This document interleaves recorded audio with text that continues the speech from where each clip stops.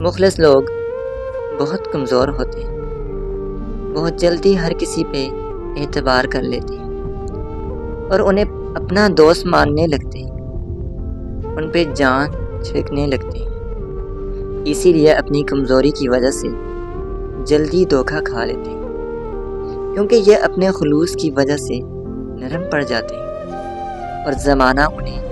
نگلنے کی کوشش کرتا ہے، لیکن اللہ تعالیٰ ان کی مدد کرتا ہے۔ دھوکہ کھانے والے سکون پا لیتے ہیں، لیکن دھوکہ دینے والوں کو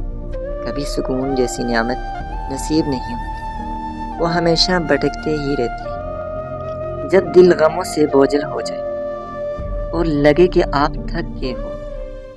سب بکھر گیا ہے، نہ کوئی منزل اور نہ راستہ نظر آ رہا ہے، تب اللہ کو سجدہ کرنا اور اپنے دل کا حال بیان کرنا، وہی سنتا ہے، اسی کے پاس ہمارے غموں کی دوا ہے، وہ منزل دکھانے والا، وہی راستہ بنانے والا ہے۔